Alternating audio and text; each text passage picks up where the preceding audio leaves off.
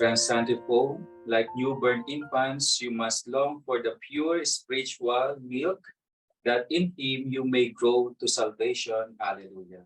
Hallelujah. Today is also Divine Mercy Sunday. Every second Sunday of Easter, we dedicate it to the Divine Mercy.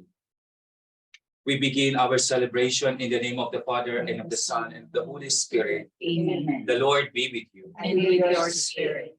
My dear friends, let us acknowledge our sins and so prepare ourselves to celebrate the seven mysteries.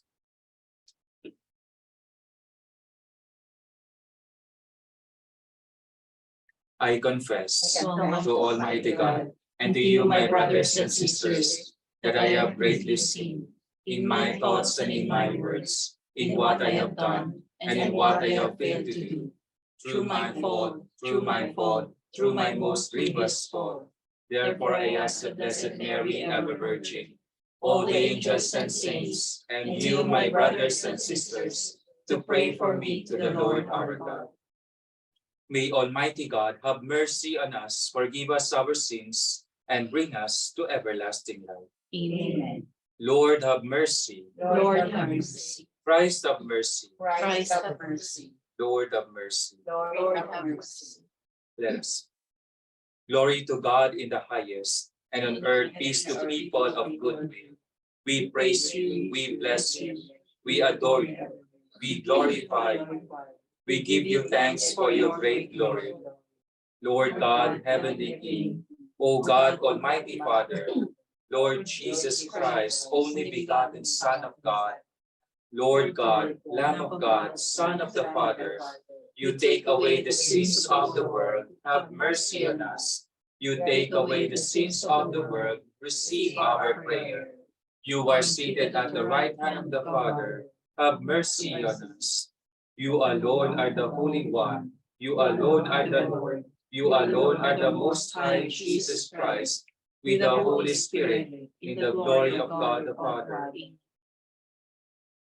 Let us pray.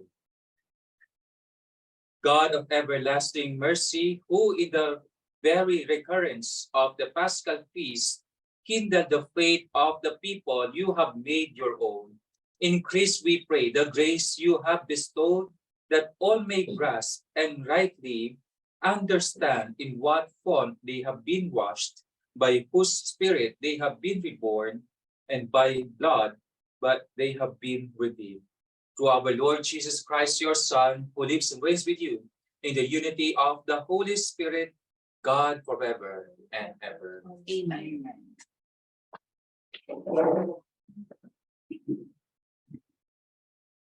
A reading from the Acts of the Apostles. The community of believers was one of heart and mind, and no one claimed that any of his possessions was his own, but they had everything in common. With great power, the apostles bore witness to the resurrection of the Lord Jesus, and great favor was accorded them.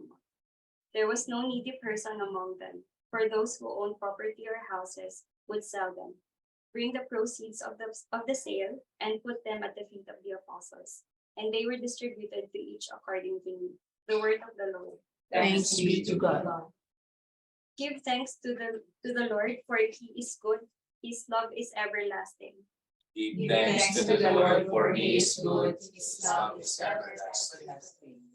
Let the house of Israel say, his mercy endures forever. Let the house of Aaron say, his mercy endures forever. Let those who fear the Lord say, his mercy endures forever. Give Give thanks to the Lord, for he is good, his love is everlasting. I was hard pressed and was falling, but the Lord helped me. My strength and my courage is the Lord, and he has been my savior. The joyful shout of victory in the tents of the just. Give thanks to the Lord, for he is good, his love is everlasting. The stone which the builders rejected has become the cornerstone. By the Lord has this been done. It is wonderful in our eyes. This is the day the Lord has made. Let us be glad and rejoice in it. Give thanks to the Lord, for he is good, his love is everlasting. A reading from the first letter of Saint John. Beloved, everyone who believes that Jesus is the Christ is begotten by God. And everyone who loves the Father loves also the one who begotten by him. In this way we know that we love when we love God and obey his commandments. For the love of God is this, that we keep his commandments. And his commandments are not burdensome. For whoever is begotten by God conquers the world. And the victory that conquers the world is our faith. Who indeed is the victor over the world but the one who believes that Jesus is the Son of God? This is the one who came through water and blood, Jesus Christ, not by water alone, but by water and blood. The Spirit is the one that testifies, and the Spirit is true. The word of the Lord. Thanks be to God. Please go stand. Hallelujah, hallelujah. You believe me in me, Thomas, because you have seen me, says the Lord. Blessed are those who have not seen me, but still believe. Hallelujah. Hallelujah. Hallelujah. The Lord be with you. And with your spirit. A reading from the Holy Gospel according to John. Glory to you, O Lord.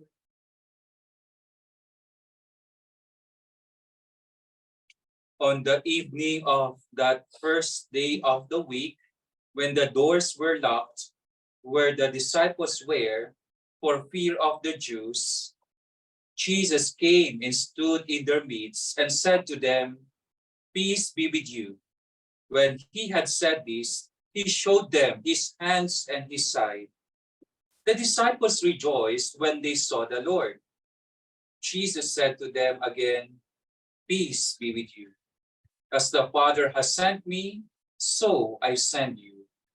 And when he had said this, he breathed on them and said to them, "Receive the Holy Spirit, whose sins you forgive are forgiven them, and whose sins you retain are retained."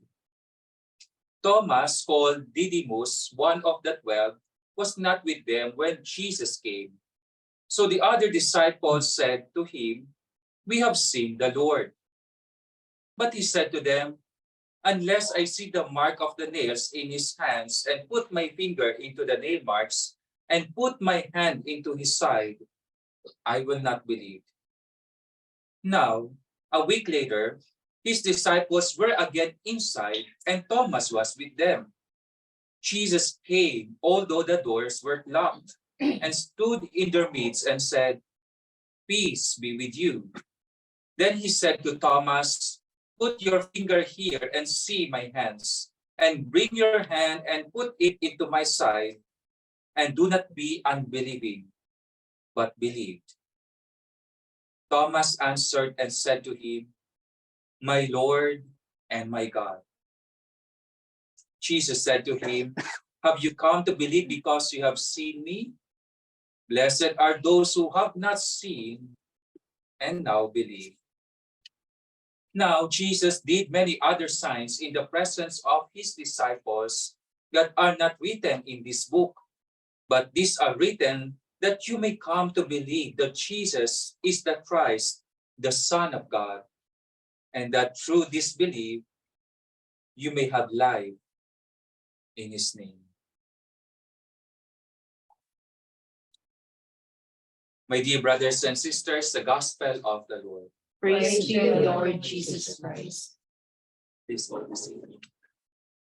Sa magandang umaga po sa inyo lahat. And, patuloy ang ating panalangin para sa panuluan ni Beltran. Nawa ay patuloy siyang manahan sa piling ng ating Diyos. Sabi ko nga kanina, ngayon is Divine Mercy Sunday. Siguro hindi ito nagkataon.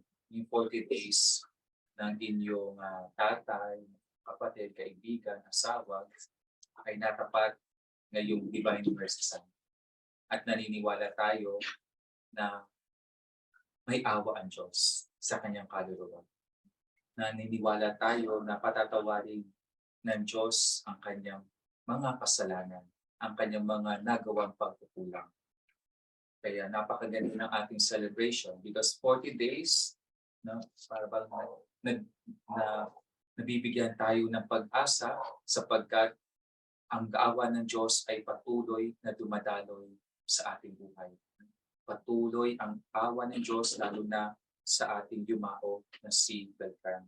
Mga kapatid, sa ating ebanghelyo, napakinggan natin yung pagdududa ni Tomas, isa sa mga apostol. Nagdududa siya dahil hindi niya nakita ng kanyang sarili mga mata yung pagdating ni Jesus. Masisisi ba natin, no, na nagdududa itong si Tomas? Sa palagay ko hindi. Bakit? Kasi kung babalikan din natin yung karanasan ni Tomas at ng ibang mga apostol, namatay si Jesus doon sa krus. And it is a traumatic experience to all of them. Hindi nila matanggap yun. Kaya ito si Tomas, kaya maaari wala siya doon sa nung una nagpakita si Jesus, kaya siya wala doon. Dahil maaari na trauma siya. Na trauma siya doon sa mga nangyari. At hingit sa lahat, na trauma din siya doon sa mga ginawa ng kanyang kapwa apostol. Tandaan po natin, bago mamatay si Jesus, trinaydor siya, iniwanan siya, sinaktan siya ng kapwa niya, mga disipulo. Kaya hindi natin masisisi itong si Tomas kung bakit siya nagdududa. Bakit siya nagdududa na muling nabuhay ang ating Panginoon. Kung minsan sa ating buhay din, ganun din. May mga pagkakataon na pinagdududahan natin ang Diyos. Sapagkat sa ating mga pinagdaraanan sa buhay, I heard a lot of people who would come to me that sinasabi nila, hindi na sila naniniwala sa Diyos. They don't believe anymore in the existence of God. Bakit? No? Yun ang isa ko tanong, bakit?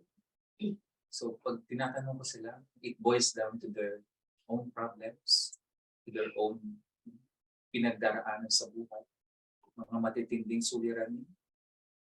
Kaya kung minsan, ay talagang mahirap talaga maniwala na buhay ang Diyos. Dahil nga, kung minsan, iniisip natin na dapat hindi nangyayari ito. Even that yung asawa, tatay, lolo, kaibigan, kung minsan magdududa tayo. Magdududa tayo sa karanasan ng Diyos sa ating buhay. But at the end of the gospel, we heard that Jesus would invite Thomas to touch his wounds, to touch his side. Hawakan, tipuin yung kanyang sugat. And what does it mean? Jesus reminds Thomas that his wounds is a way for him to be healed. Yung wounds ni Jesus ay hindi lamang yung patunay ng kanyang existence. But the wounds of Jesus reminds Thomas that healing is always possible. Sa mga sugat ni Jesus, doon makakatatunay ng paghilom. Sabi nga ni St. Peter sa kanyang letter, diba, sabi niya doon is, from his wounds, we were healed. From his wounds, we were healed. Sa mga sugat ni Jesus, doon tayo nakakatagpo ng tunay na paghilom. Bakit? Ano ba yung sugat? Ang sugat ni Jesus, yan ay sugat na dahil sa pagmamahal, pagpapatawad, pagbibigay, pagpapasensya. Kaya nga, sa mga sugat ni Jesus, doon tayo makakatagpo ng tunay na paggaling, tunay na paghilom bilang isang komunidad, bilang isang pamilya, at bilang isang mga individual sa mga sugat ni Jesus. Pangalawa, bakit pinahinayaan ni Jesus na hawakan ni Tomas yung kanyang sugat? maaaring sinasabi ni Jesus na itong mga sugat na ito ay sugat mo rin. Ang mga sugat ko ay mga sugat mo. Pag ipinapaalala kay Tomas na maging open ka rin sa mga sugat mo.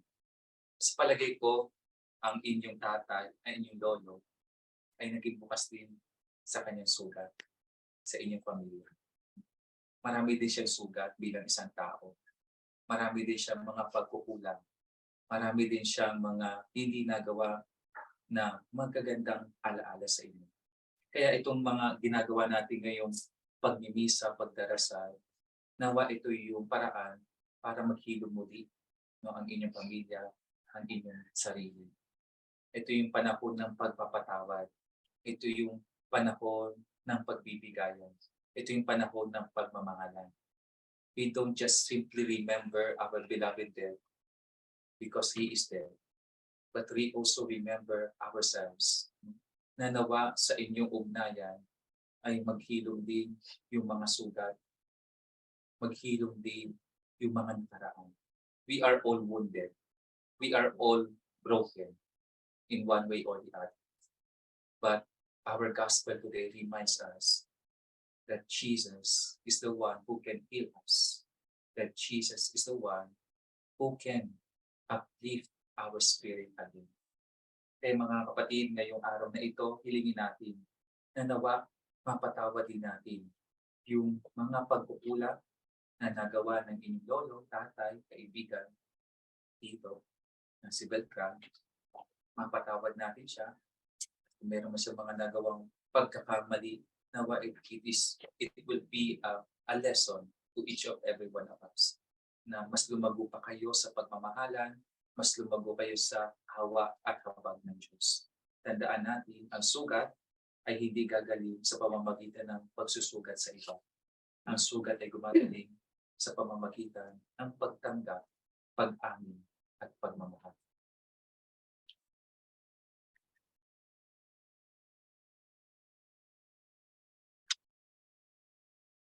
Please all stand as we profess our faith. I believe in God, the Father Almighty, Creator of heaven and earth. I believe in Jesus Christ, His only Son, our Lord. He was conceived by the Holy Spirit and born of the Virgin Mary. He suffered under Pontius Pilate, was crucified, died, and was buried. He descended into hell. On the third day He rose again from the dead. He ascended into heaven and seated at the right hand of God the Father Almighty. From there He will come to judge the living and the dead. I believe in the Holy Spirit, the Holy Catholic Church, the communion of saints, the forgiveness of sins, the resurrection of the body, and life everlasting. Let us turn to the Father through our Lord Jesus, who plunges us into the infinite ocean of His mercy that is greater than sin, evil, suffering, and death. In His loving mercy, we have victory, salvation, and eternal life. For every petition, let us say, God of mercy, listen to our prayer. God of mercy, listen to our prayer. For the leaders of the church that believing in and experiencing the Lord's infinite mercy, they may always proclaim to God's people who pray. God of mercy, listen to our prayer. For our local and national leaders, that like the apostles, they may attend to the needs of our communities and work for peace, unity, and progress, we pray. God of mercy, listen to our prayer. For those who, like Thomas, live in doubt and fear, that peace and forgiveness of the risen Christ may strengthen them to face life's challenges and difficulties, we pray. God of mercy, listen to our prayer. For all of us gathered here, that we may be immersed in the ocean of divine mercy and live as ministers of the Lord's peace and reconciliation, we pray. God of mercy, listen to our prayer. For our departed brothers and sisters, may they experience the infinite mercy of God in the heavenly paradise, we pray. God of mercy, listen to our prayer. Let us pray for the urgent concerns of our community and our personal intentions.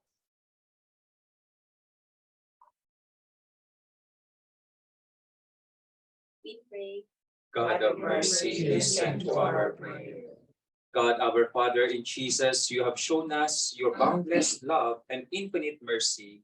Teach us to love you in return and entrust our lives to your love and mercy and serve you in our brothers and sisters. We ask this through Christ our Lord. Amen. Please all be seated. Blessed are you, Lord God of all creation. For through goodness we have received this bread we offer you, fruit of the earth and work of human hands. It will become for us our bread of life. Blessed be God forever. By the mystery of this water and wine we come to share in the divinity of Christ, who humbled himself to share in our need.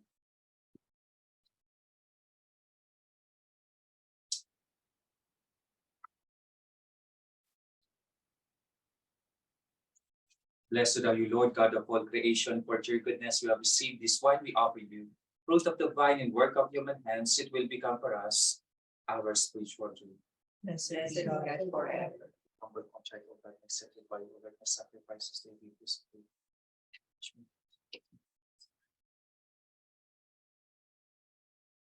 Please all stand.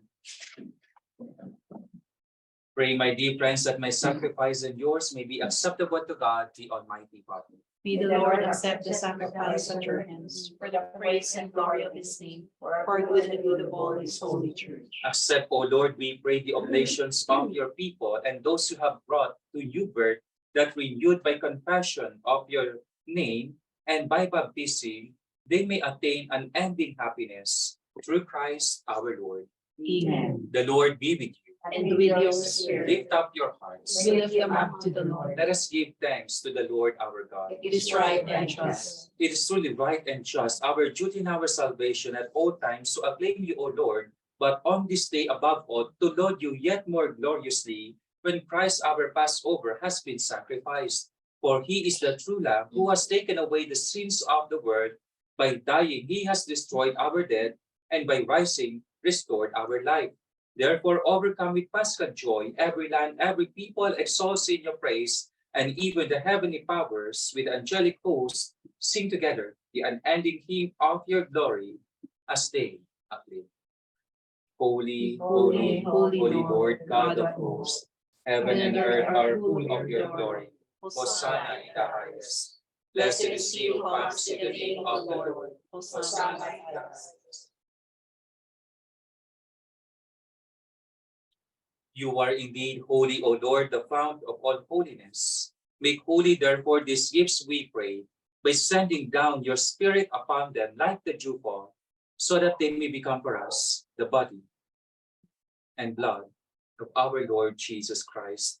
At that time he was betrayed and entered willingly into his passion.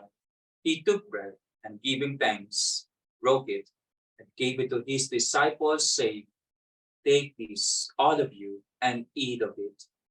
For this is my body, which will be given up for you."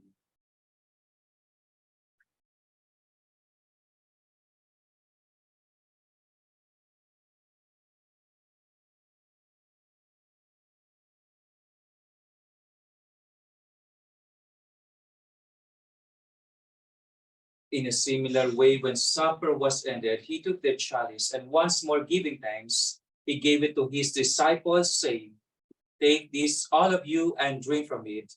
For this is the chalice of my blood, the blood of the new and eternal covenant, which will be poured out for you and for many for the forgiveness of sins.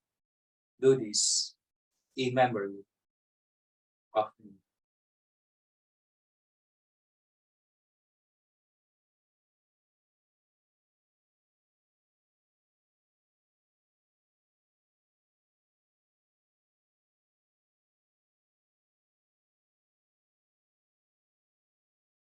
The mystery of faith. When we eat this bread and drink this cup, we proclaim your death, O Lord, until you come again.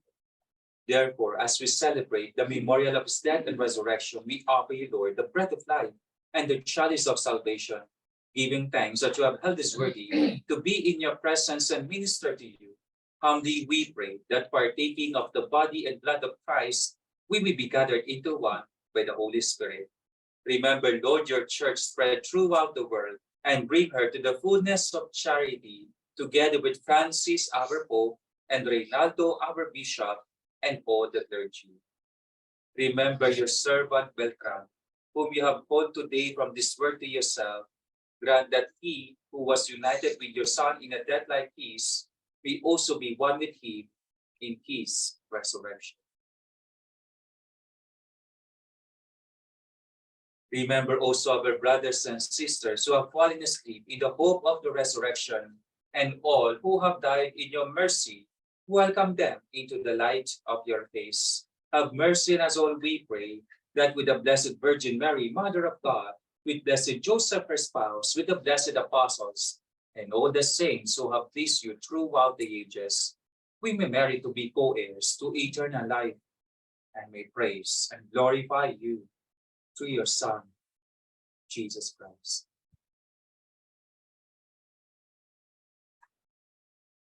Through him and with him and in him, O God, Almighty Father, in the unity of the Holy Spirit, all glory and honor is yours forever and ever. Amen. At the Savior's command and formed by divine teaching, we dare to say, Our Father, who art in heaven, hallowed be thy name. Thy kingdom come, thy will be done, on earth as it is in heaven.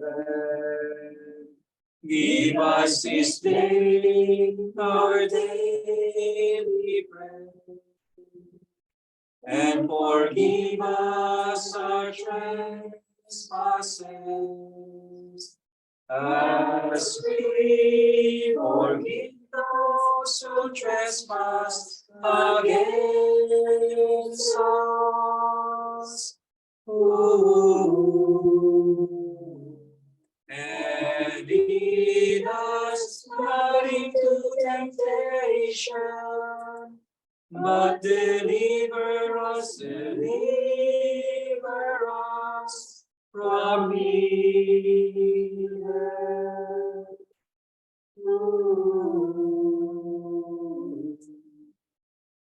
Deliver us, Lord, we pray, from every evil. Graciously grant peace in our days, that by the help of your mercy we may be always free from sin and safe from all distress, as we await the blessed hope and the coming of our Savior, Jesus Christ.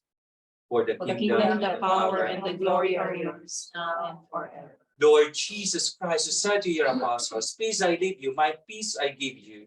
Look not on our sins, but on the faith of your church, and graciously grant her peace and unity in accordance with your will, who live and reign forever and ever. Amen. The peace of the Lord be with you always. And with your spirit. Let us offer each other the sign of peace. Peace be with you.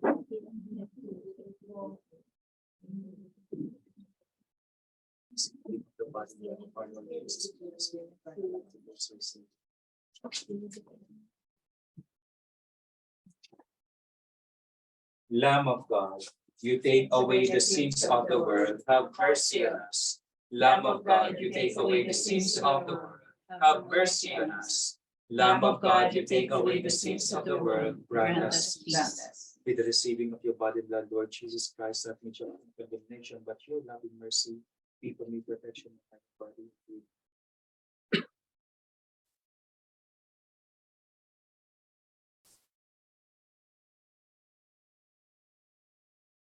Behold the Lamb of God. Behold him who takes away the sins of the world. Blessed are those called to the supper of the Lamb. Lord, I'm not worthy that you should enter under my roof, but only say the word and my soul shall live. With the body and blood of Christ, bring us to everlasting. Amen.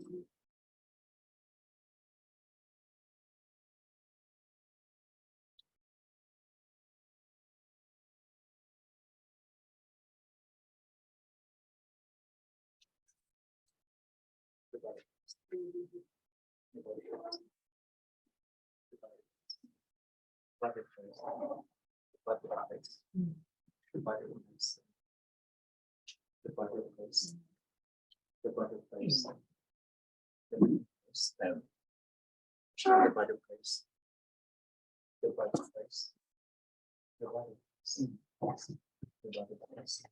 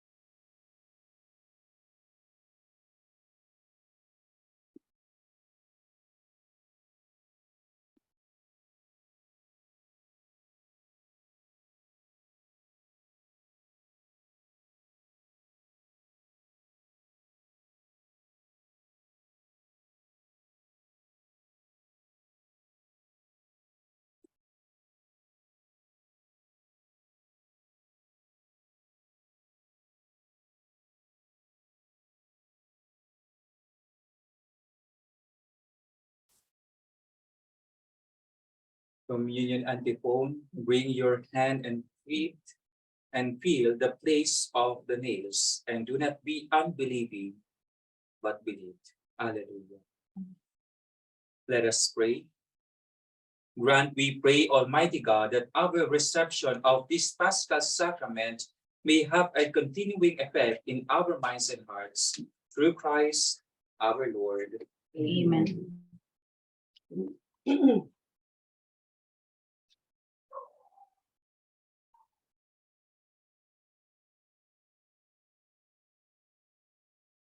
We will now proceed to the commendation farewell. With faith in Jesus Christ, we reverently prepare the body of our brother Beltran to be buried in his human imperfection.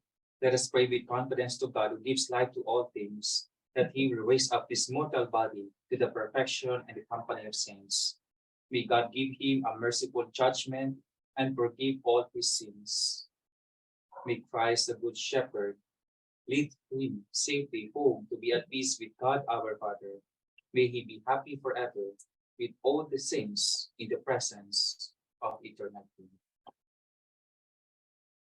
Together, our Father, Who art in heaven, hallowed be thy name.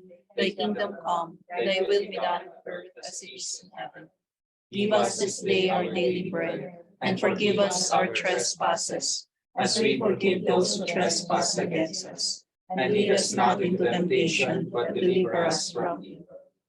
eternal rest grant unto him, O Lord. And let perpetual light shine upon him. May he rest in peace. Amen.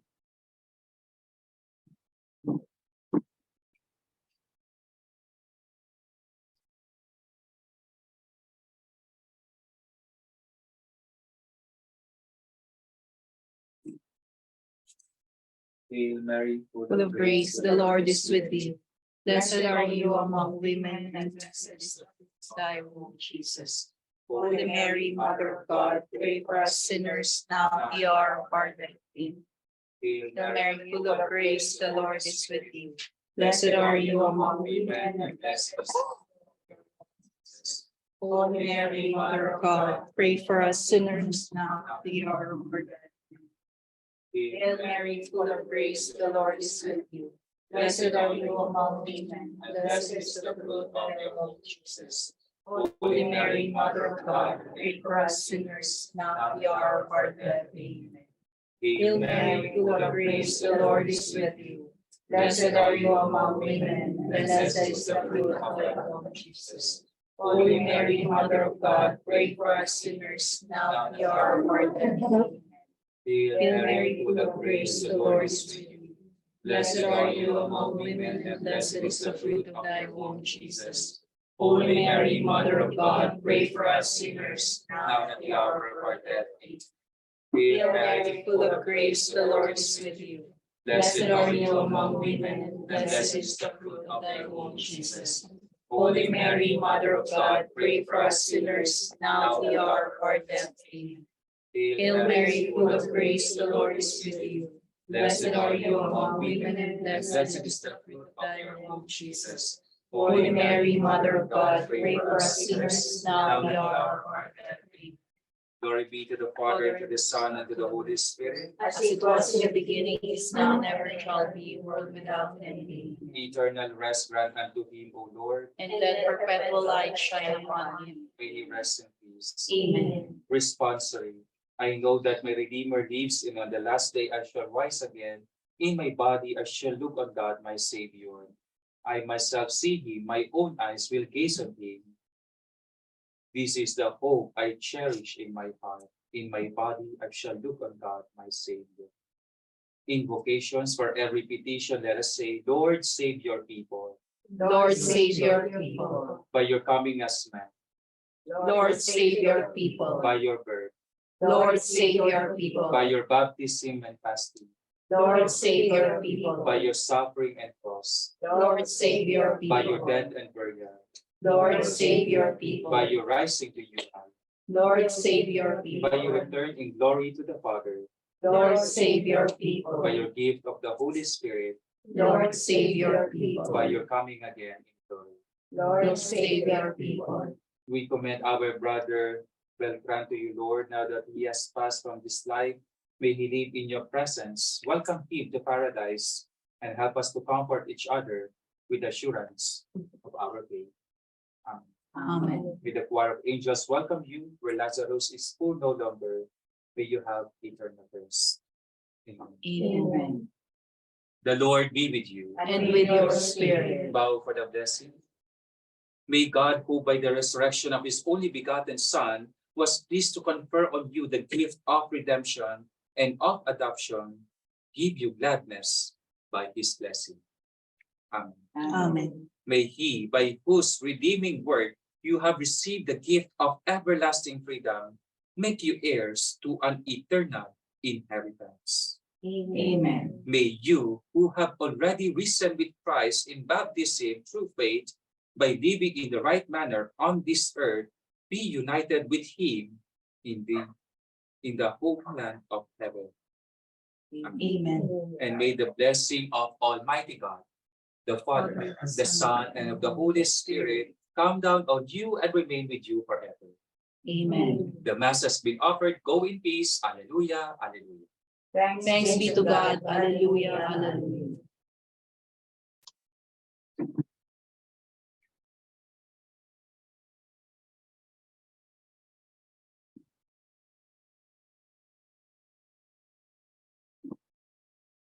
Morning, everyone.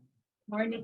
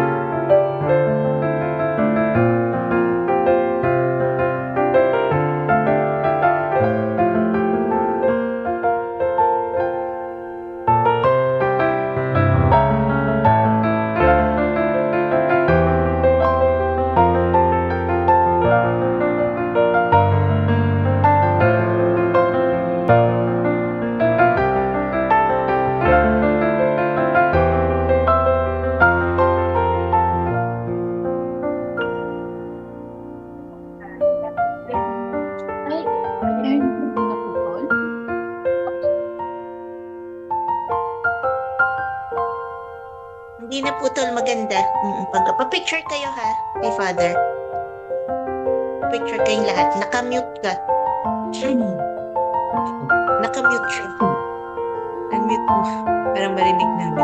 Pero Yeah. nabatian ka kanina? Oo, kaya lang ikaw hindi ka nakuha. Nakaputol ka, hindi ka nakuha sa camera kasi nandito ka. Si Aya, Okay. ikaw. Okay. Pero naririnig niyo yung mas kanina? Oo, Okay. naka-record to. Edit ko na lang. Okay.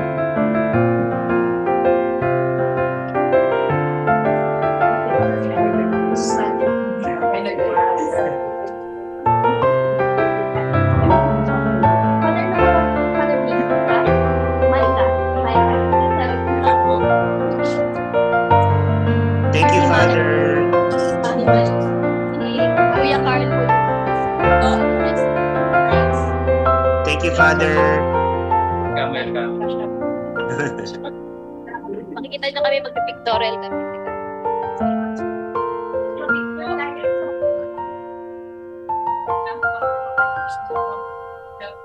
Ali tayo sa picture ha. Ready. Teka. 1, 2, 3. Picture man ta. Punta. Habre yung mga camera nyo kayo. May intraman ta sa picture nila.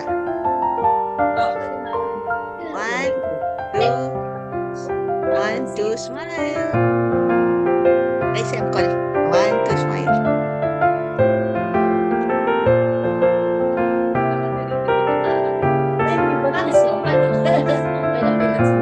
Nilagay yan sa ano po? Sa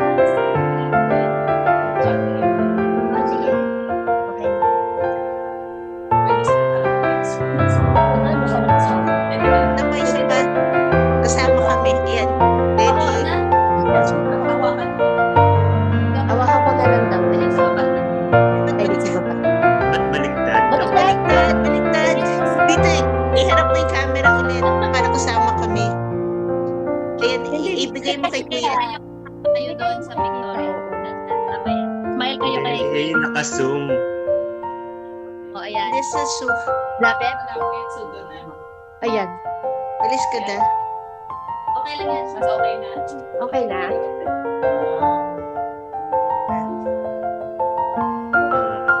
Kasama si David sa picture. Smile ko sila magpapictorial. Alis ka na, alis ka na. Ay, di ba lang? Alis ka na. Nagpapicture kami naman. Nagpa-picture sila. Kasama tayo dun sa camera.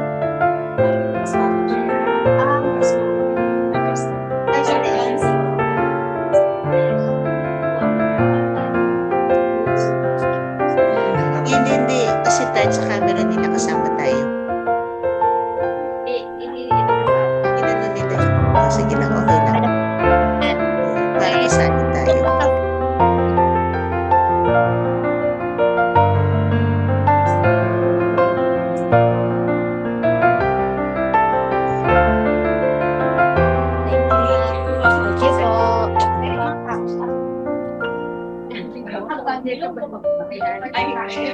Thank you for joining. Hindi, ano na lang. Kuha na lang sila. Kuha na lang kasi ako po. Ang hindi. Yun ang pagkain niya. Equal. Ay, hindi dito na lang yan. Kasi dito na lang ako. Hi, Jo. Kaon layo, tita. Hindi ako bingong. Kung nga po na fit. Oo, it's makakabit kami. Yun ang pagkain niyo. Ito na. Wow. Isa lang po sa kami.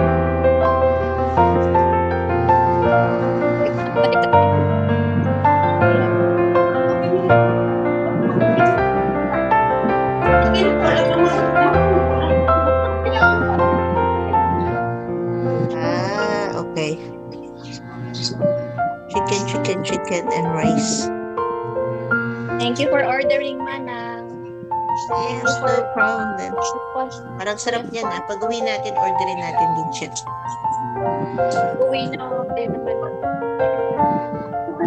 Sarap po. Hindi na pinanay mag-apihan. Okay. Dali lang. Sige. Paliyog lang ako. Sige. Ito na lang ako.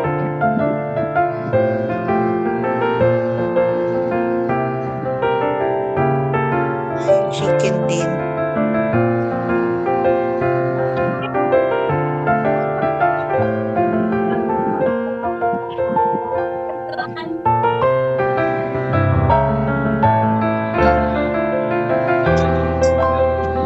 Recording. Hi, everybody.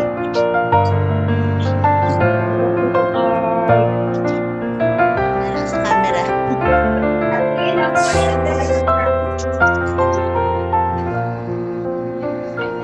Okay, bye, Daddy. Say thank you.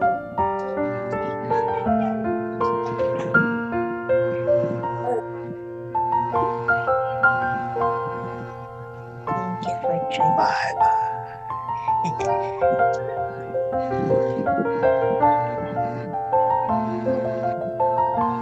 Clear na yung salihan. Terrace na yun. Record.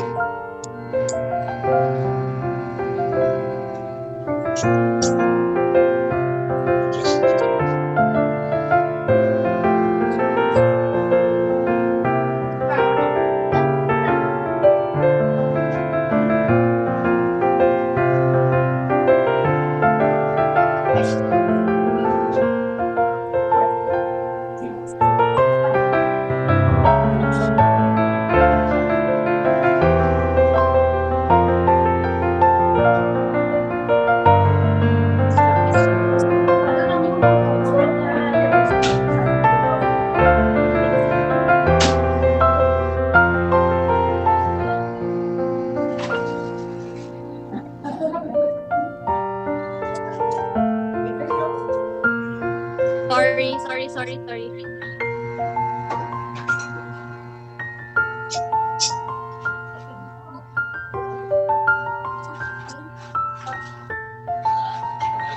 Father Day.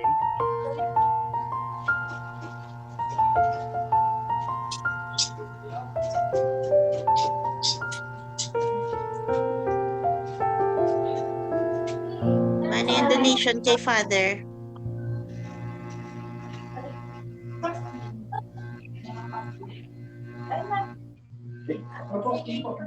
Ay, may ano sa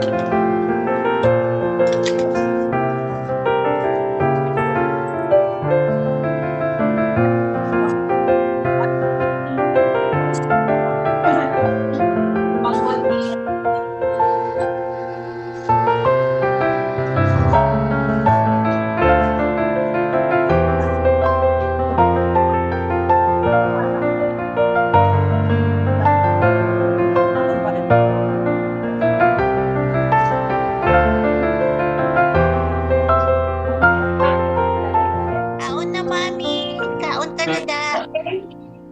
Kaon na. Oo.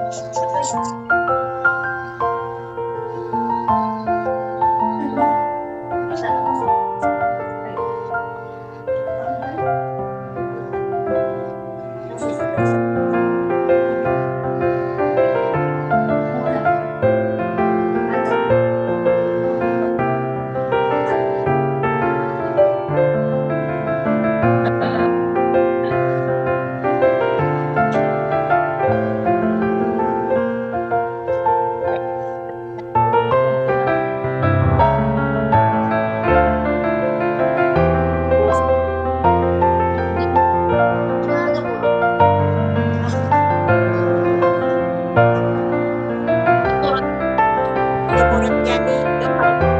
Nakabatian mo? Oo, batian kong burot. Palag mo ba? Nandito tayo.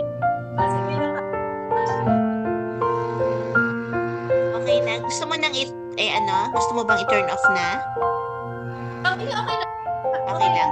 Okay.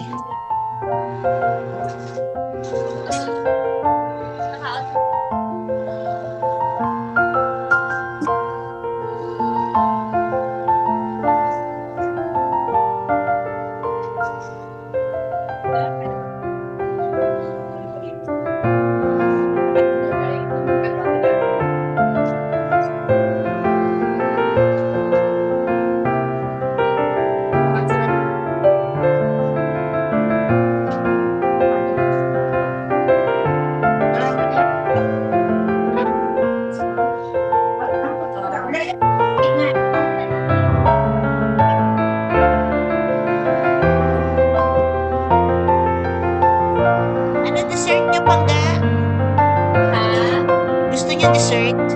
Goldilocks? Mag-send ako.